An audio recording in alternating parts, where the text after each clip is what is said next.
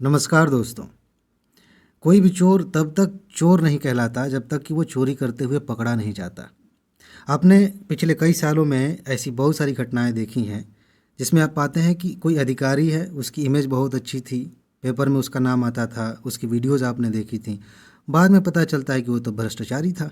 बाद में पता चलता है कि उसने हेर फेर किया था अपने सर्टिफिकेट के साथ, उसने तो धोखा दिया था। ये तब पता चलता है ना जब वो पकड़ा जाता है। क्या हो कि वो सारे दरवाजे बंद कर दिए जाएं जिससे चोरी पकड़ी जाती है। तब आप कैसे जानेंगे कि जो छवि दिख रही है कि हीरो बने घूम रहे हैं, ये वास्तव में एक भ्रष्टाचारी आदमी है। यूपीएससी के साथ भी यही मामला है। देखिए, अभी तो हम शक कर रहे हैं, लेकिन ये शक तब तक जारी रहेगा जब तक पारदर्शिता नहीं आएगी। कल ही मैंने वीडियो में आपको बताया था कि इसके बारे में बातें अब हो रही हैं, धीरे धीरे मामला गंभीर हो रहा है और बहुत जल्दी ये आंदोलन का रूप लेगा। आपको तैयार होना चाहिए और अब ये चीज़ मेरे ख्याल से शुरू हो चुकी है। आज हम इसी के बारे में बात करने जा रहे हैं कि यूपीएससी के खिलाफ बहुत बड़ा आंदोलन हो सकता है और होना भी चाहिए, उसका समय आ गया है। आपका काम ये है कि आप एक हो जाएं। अगर आप सच में सिविल सेवा की तैयारी करते हैं तो ये बहुत ज़रूरी है कि आप इस मुद्दे को समझें और एकजुट रहें, क्योंकि जब तक आप एक नहीं होंगे तब तक इस मुद्दे को चाहे कितना भी उठाया जाए अलग अलग, कोई फ़ायदा नहीं होगा।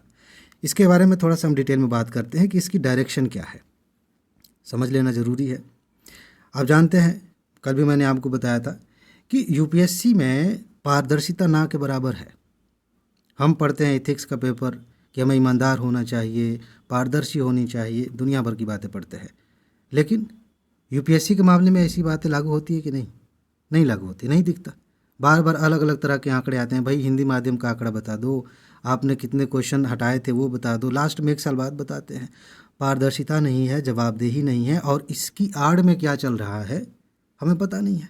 हो सकता है कि भ्रष्टाचार चल रहा हो सकता है कि अगर भ्रष्टाचार नहीं भी चल रहा है, लेकिन एक बात तो सीधे सीधे दिखती है कि अगर आपने इस बार एग्ज़ाम दिया था और आपके 90 प्लस मार्क्स बन रहे थे, सीसेट में आपने क्वालिफाई कर लिया था, आप 80 के आसपास लेके आ रहे थे और आप इस बार नहीं निकाल पाए, आपके दिमाग में क्या चलेगा? साल भर तक आप क्या करेंगे?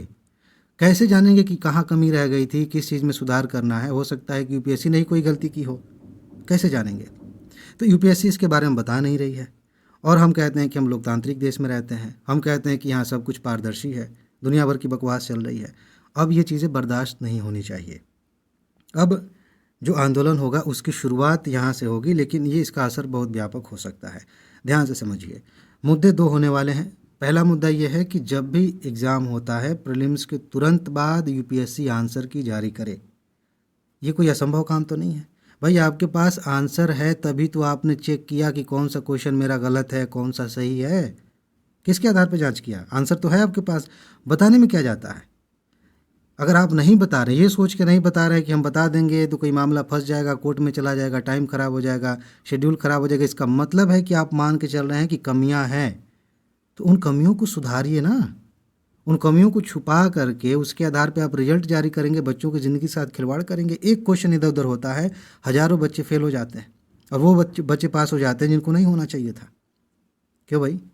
ये बच्चों की ज़िंदगी के साथ खिलवाड़ करने का हक किसने दे दिया आपको? आपका काम ये है कि आप ईमानदारी से, पारदर्शिता से बहुत अच्छे से एग्ज़ाम कराएं और उन बच्चों को सेलेक्ट करें जो लायक हैं। इस प्रोसेस को पारदर्शी बनाने में क्या जाता है? यही तो आपका काम है, ये करिए। दूसरी बात, जब आपने कट ऑफ जारी किया और जब आपने एग्ज़ाम लिया था, उन दोनों के बीच में गैप आप देखिए। साल भर बाद किसी को पता चल रहा है कि मेरा कट ऑफ कितना गया, मेरे स्कोर क्या थे। इससे क्या क्या साबित होता है?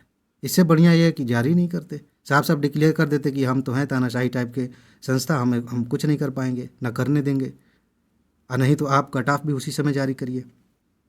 रिजल्ट के टाइम पे आप कट ऑफ बताइए, कैटेगरी के अनुसार कि कितनी कट ऑफ गई। आप ये बताइए कि कौन कौन से क्वेश्चन हमने हटा दिए हैं। आप ये बताइए कि आंसर की क्या है और जिस क्वेश्चन पर विवाद हो सकता है, जिस पर आपको लगता है कि बच्चों ने आपत्ति जताई है, उसे सुधारिए। या तो अपना तर्क दीजिए कि भाई आप लोग जिसे गलत मान रहे हैं वो गलत नहीं है, बेसिकली उसका आंसर इस रूप में देखेंगे तो ये ऑप्शन सही होगा। ठीक है, आप तर्क दीजिए, लेकिन आप भागे जा रहे हैं। ये चीज़ें नहीं चलेंगी, ये हद हो गई है।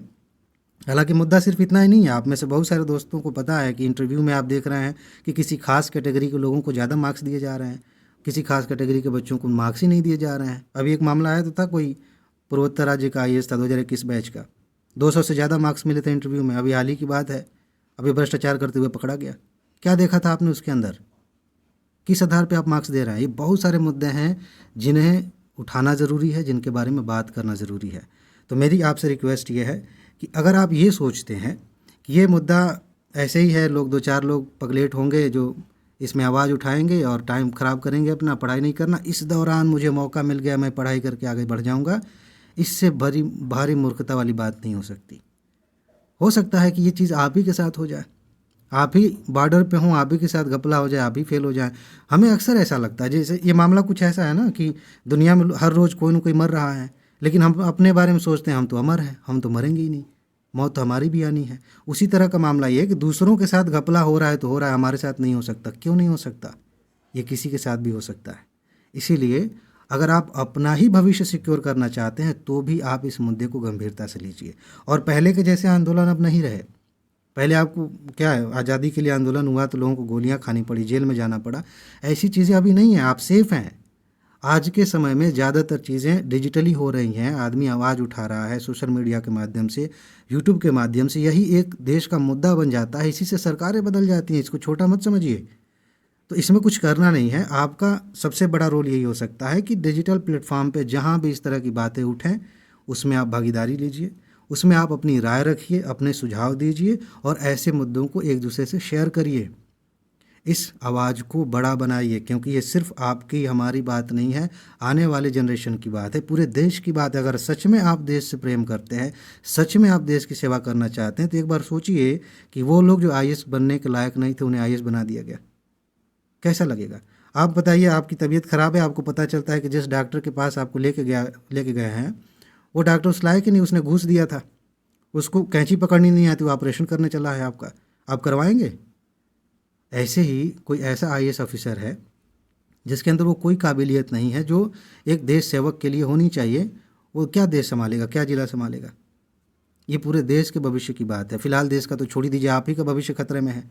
इसलिए ये ज़रूरी है कि आप इस मुद्दे पर गंभीरता से विचार करें, जहाँ भी ज़रूरत पड़े आप उसमें पार्टिसिपेट करें। हम तो हैं ही, हमारा कर्तव्य है, हमारा धर्म है कि हम इस मुद्दे को बार बार उठाएं। बाकी आप लोगों का सहयोग मिलेगा तो ये चीज़ और मजबूत होगी और बहुत जल्दी सुधार देखने को मिलेगा। फ़िलहाल इसमें इतना ही था। मेरी आवाज़ थोड़ी सी तेज़ रही होगी तो इसे स्वाभाविक मान के चलिए, क्योंकि मेरा मूड ऐसा ही है, क्योंकि ये बर्दाश्त से बाहर होती जा रही बात है। बहुत बहुत दुख होता है। जिन बच्चों ने क्वालिफाई किया है, मैसेज किया, अच्छा लगा, लेकिन बहुत सारे बच्चे कह रहे हैं कि सर हमारा बढ़िया स्कोर था, हम मेंस की तैयारी में लगे थे और नहीं हुआ। उनका क्या करें हम? वो खुद को कैसे समझाएंगे कि कहाँ गड़बड़ी हो गई, किस आधार पर कट ऑफ जारी, कहाँ तक कट ऑफ गया, हम कैसे जानेंगे? ये चीज़ें सामने आनी चाहिए, पारदर्शिता होनी चाहिए। ठीक है जी, तो बस इसमें इतना ही है।